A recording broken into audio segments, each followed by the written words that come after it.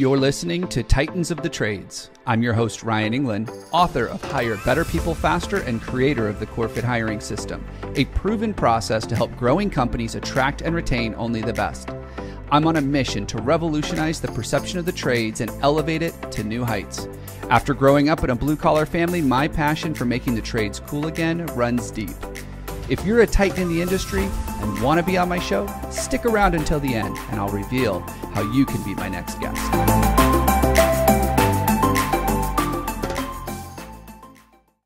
Wow, you are in for a treat today.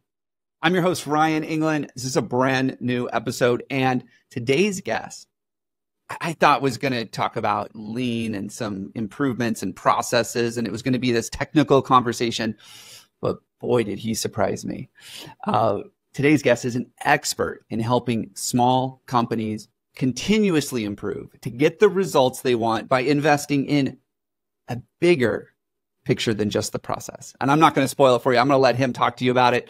Let's jump right in. Today's guest is Keith Ingels with Raymond Corp.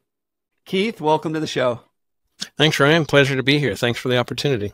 Yeah, so we get to talk a little bit, and I actually learned some things about you and about Raymond right before we hit record, and it got me thinking about some of the things that so many businesses are struggling with right now, as the economy is shifting, as there's inflationary pressure, all the things that are impacting businesses right now. We have to start thinking smarter about our businesses. We can't just keep doing the same old thing, and I know that's something that you value and you talk about. So when it comes to the business and how we can improve things, what's a myth that most people believe that you're just like, that's not true?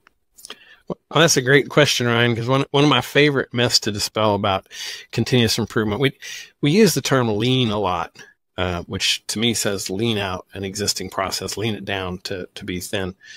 When we talk about continuous improvement, people get, with good intentions, they get the idea that this massive thing, I got to make this massive canyon leap. And it's not that at all.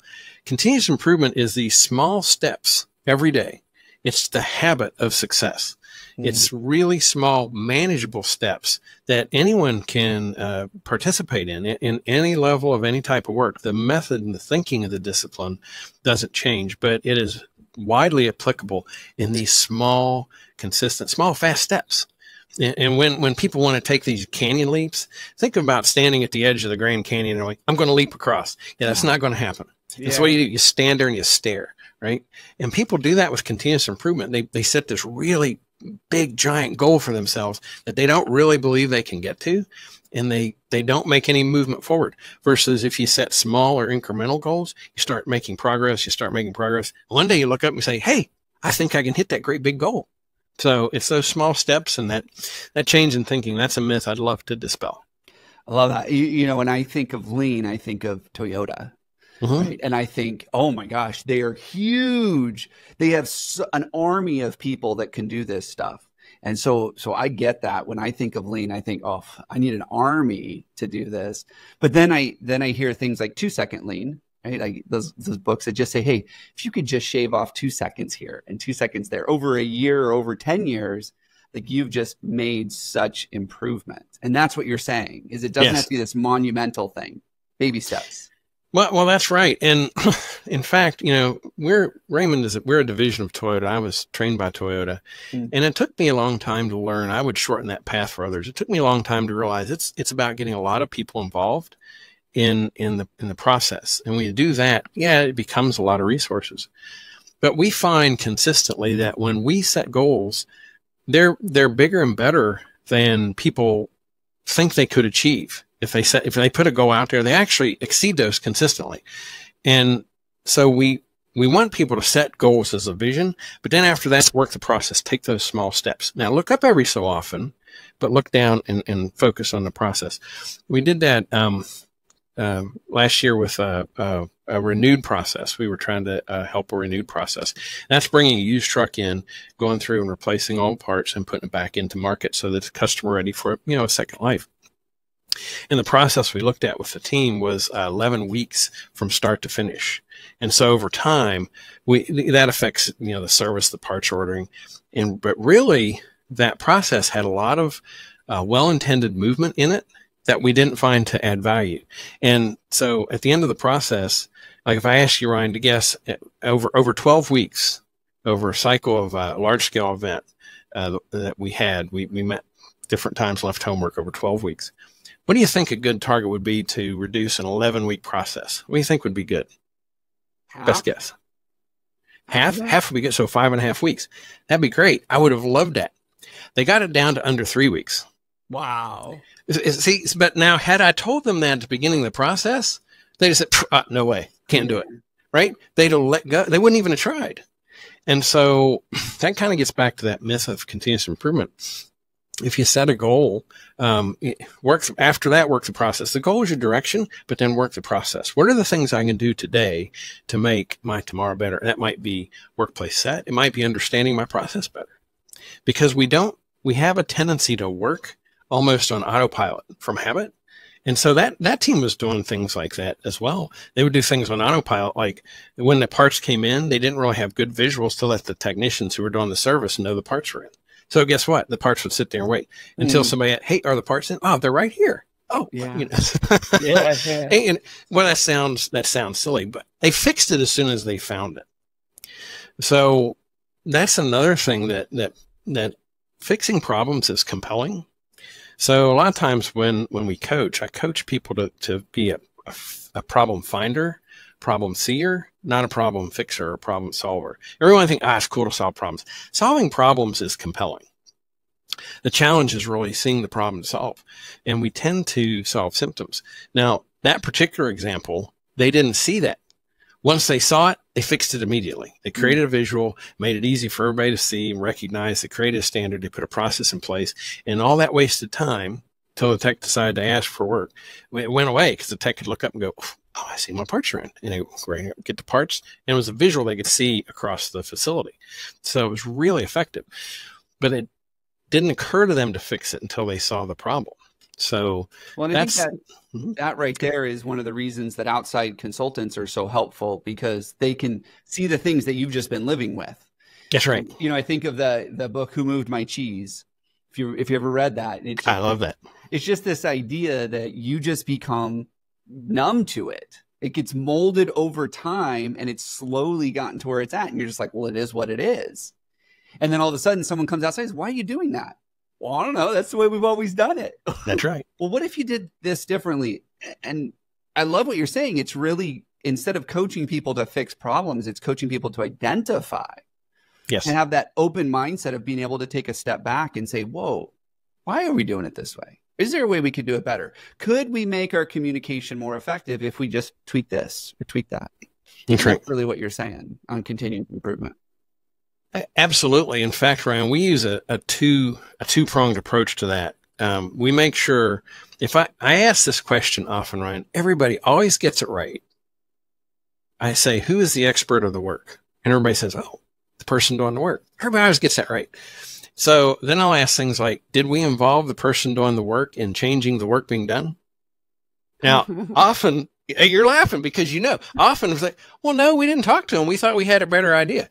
Really? Because they're actually the ones doing the work, and maybe we should at least have a conversation. Yeah. So we always respect the expert and have those conversations because they see the challenges and the problems in their work more clearly once they get that opportunity. That, we can talk about empowerment. That's empowerment.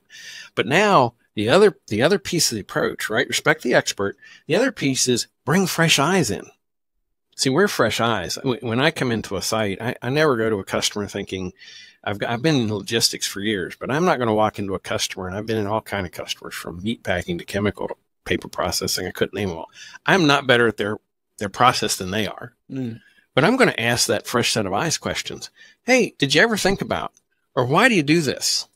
I had a customer in food processing, and they asked for help on their 5S, and they had these bins of food they were putting in the process, and raw food material that was getting in to be processed and baked.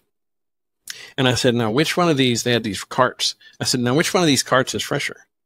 They said, well, I'm not sure. I said, well, don't you want the cart that just came in, first in, first out? Don't you want that to be in? I said, that's a great idea. Well, they never thought of that because they'd never done it that way. They just stack the carts up and you come out, you grab one, and I don't know that it made that much difference. But if you sequence it, right, things like that, you're going to have those conversations. People, because they just don't see it. So that fresh set of eyes always helps. We run into that a lot too in helping companies build a better recruiting system, a better hiring process.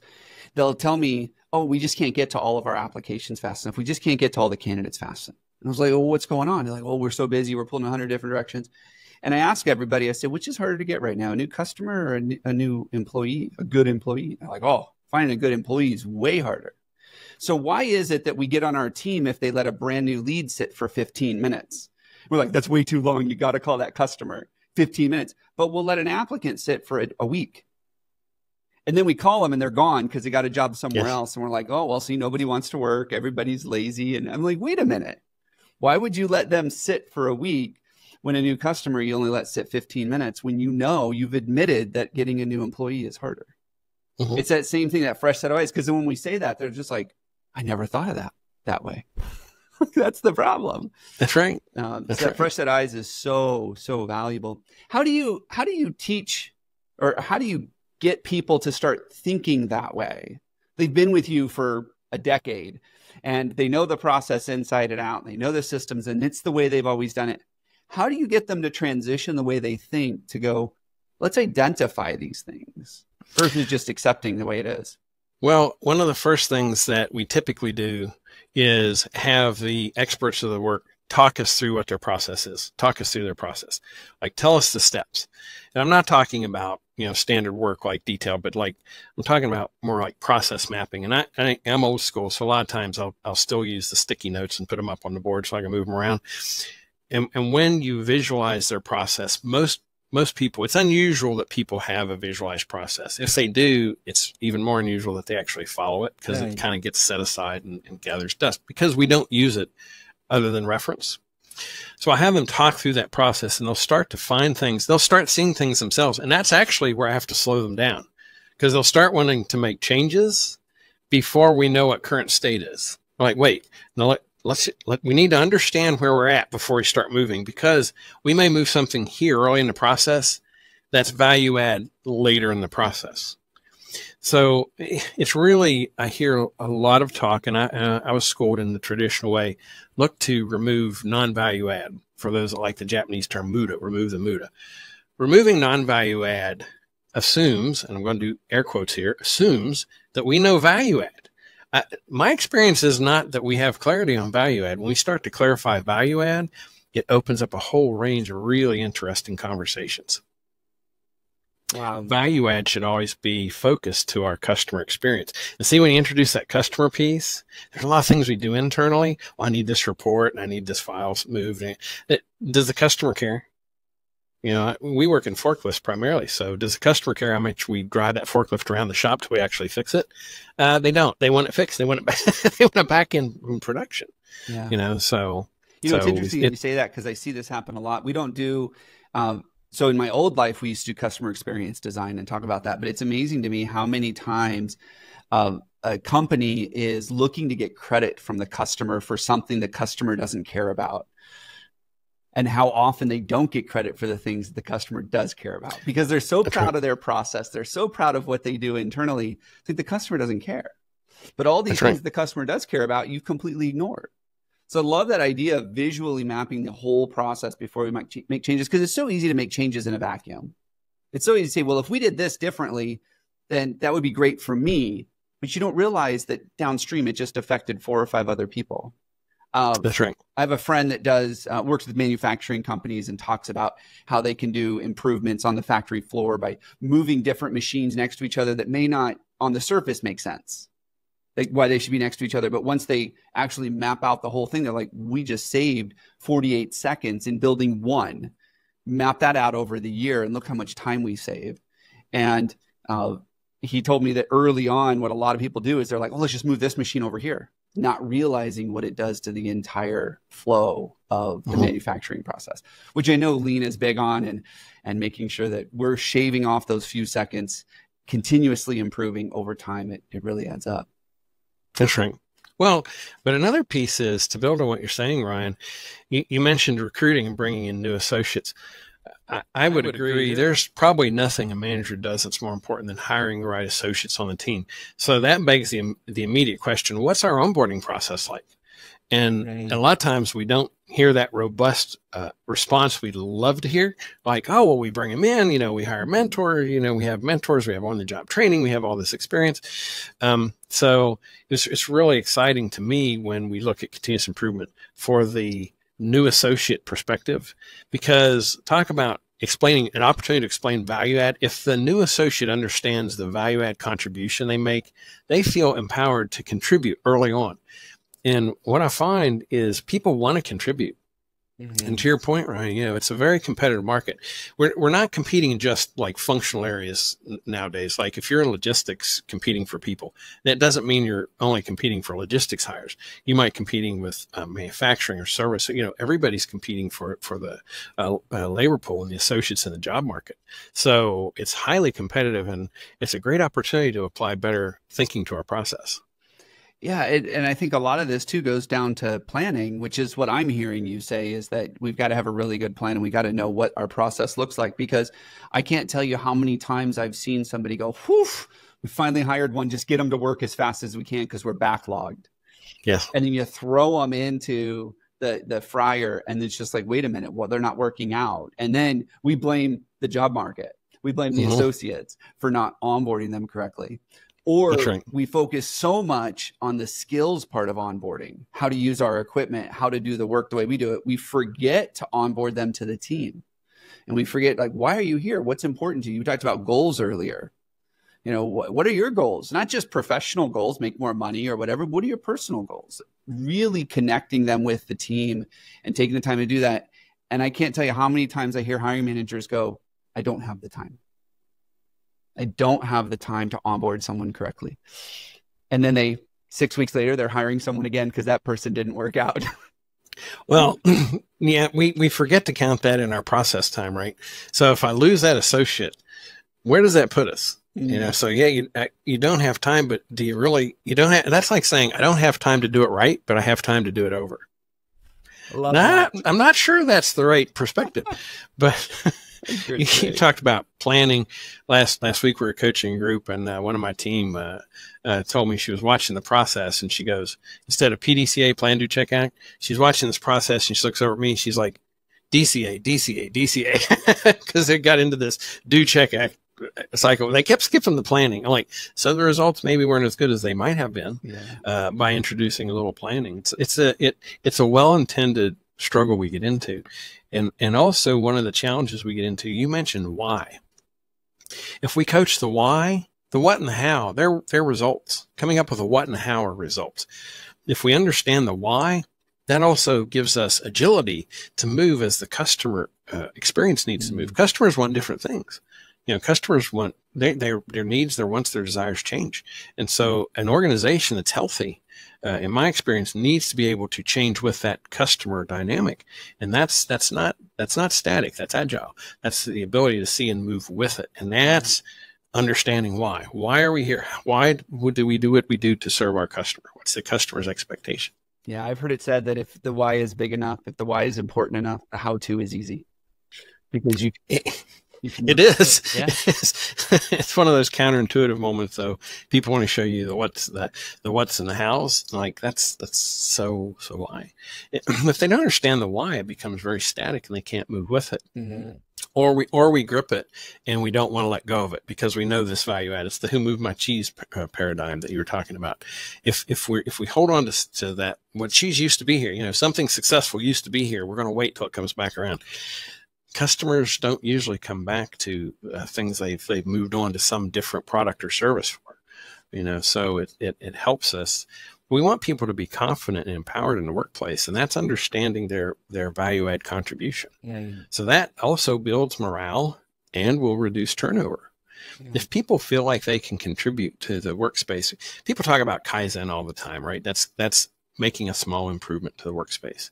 If people have the opportunity to make suggestions and leadership takes it serious, recognize they're the expert and that they should be looking for ways to make that work easier, because easy work is sustainable, it has higher quality, and it's repeatable, right? So easy is a good thing. We don't need to make it more difficult. Mm. If associates are empowered to look for ways to make their work easier, right? Now they feel that contribution, morale goes up. When morale's up, turnover goes down, absenteeism goes down. Those are lagging indicators. Yeah. You know, if you have problems with those areas, those are lagging indicators. That means there's something amiss in the process in the workspace, and that we have control over. Yeah, I love what you said there. Morale goes down and absenteeism goes down when we empower our people. And I think too often we think, oh, well, if people aren't coming at work, it's not my fault. If morale's down, that's not my fault. Yeah, that's just the wrong people. That's just the way the market is right now. It's just the way it is. Economy, you know, everybody's bummed. And so I think there's a ton of gold in that, in saying that if morale is a problem, or if absenteeism is a problem, or turnover is a problem, sometimes you need to look upstream. You need to take a look at yourself and say, that's right. What's wrong with our process? What's wrong with the way we onboard? What's wrong with the way we communicate? Take some ownership, and you can solve that problem. We had a group that they were sales coordinators, and that we worked with, and there were 3 of them, and they had a consistent absentee problem in that group. And as we started exploring it, we found that they were struggling with their process. Mm-hmm. Their process wasn't well documented. Others had high turnover, so none of them had a lot of experience, right? So we kept replacing people, and it got into this really challenging cycle. So there wasn't a lot of history, so there wasn't a lot of tribal knowledge. So we helped the sales coordinator start to visualize their process. What's your process? We started to visualize things. Now, before we digitize it, we tend to do manual things first. So they had color-coded files, right? And they started setting up dates. So they're getting sales order, and their job is to enter the sales order and get it turned out for the sales rep. It was taking them on average 3 weeks to get an order processed, right? And their absenteeism was really high for all 3 individuals. There were 2 primary, and there was a support individual that had to come in. As we work through that process, right, work the process, make it easier, make it visual, they started improving. After about, I don't know, it was about 6 months working with them, they had set a goal for themselves that they wanted to process every sale order that came in by 3 p.m. same day. Mm. And they were at about an 85% success rate. Now, they start out at 3 weeks and they moved the same day. And salespeople, we used to watch them. I watch them. I'm that guy coming in from outside. Salespeople used to come in, are you getting my order in yet? It was really a negative antagonistic interaction. Nice. As they started turning things around, I'm watching salespeople. Oh man, you guys are great. You're amazing. I don't even know how you do it. Here, I've got an order. Oh, we'll get right on that for you. It became such a pleasant interaction. And turns out the absenteeism, it disappeared. There was no absenteeism after that. Yeah. They were miserable because they couldn't serve their customer. They didn't know how. As we helped them build those processes, it was highly visualized. The third of the 3, remember, she floated back and forth. She could come in and pick up wherever they were because everything was so easy and so visual. Yeah. And so it became a really different, positive experience, and they were contributing. And they felt good about it. I love that, making it easy for them to do it so that they could better serve the customer and the other department, the sales department. I mean, being able to serve everyone. And I truly believe that most human beings want to feel good about the work they're doing. They want to serve others, and they want to feel like they're part of a successful team. Keith, yes. This has been amazing. I mean, we could keep talking about this. I know we could. It's fun. But it is. It's fun to help the workplace. It really is. I love it. I love it. So as we wrap up here, I know that Raymond does some amazing things, not just sell forklifts, right? Like you help people with this. That's right. Yes, we do that, but a lot of other things too. Yeah. So tell our listeners how they can learn more about what you guys do over at Raymond, how they can connect with you if that's something you'd like them to do, and just maybe if there's a resource that they could go to learn more about this process. Sure, absolutely. We can always reach out to me on LinkedIn. Go to our website to learn about Raymond. We provide a whole range of logistics solutions. So we're best known certainly for forklifts, but what we work in is material handling. And customers, turns out, Ryan, I'm going to tell you something amazing. Customers don't really care about forklifts. They want to move product. Yeah. That's what they want. And so we are here as a resource to help move product.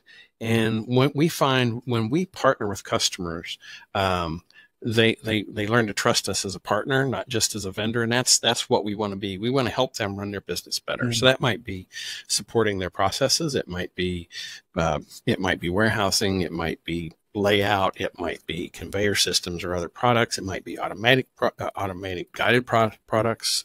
But we have that whole range.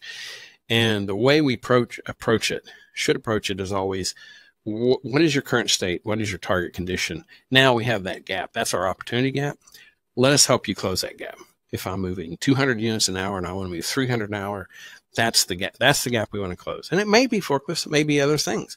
We have that whole range of opportunities. But like I said, it's a lot of fun helping overcome those problems and challenges. So hopefully you'll reach out to us. Awesome. And if you're listening to this right now and you want to learn more, check out the show notes, because I'm sure there's going to be other resources we're going to be adding to this as we're producing this episode. So in those show notes will be other links to other resources to learn more just about this process of continuous improvement, this mindset shift that we need to make in the workplace, but also how you can learn more about Keith and what Raymond is doing over there and how they can support you.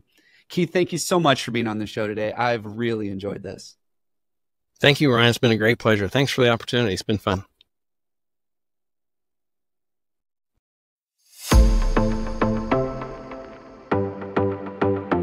Ryan England here. Thank you so much for listening to Titans of the Trades.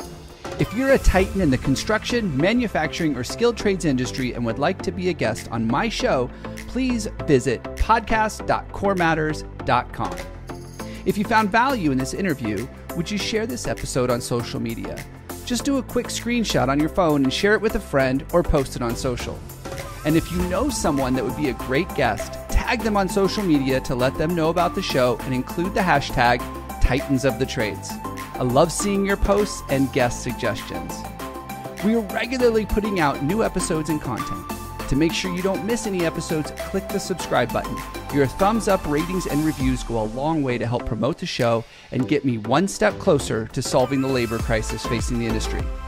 Want to know more about how we're doing that? Go to our website or follow me on LinkedIn. Thanks for listening.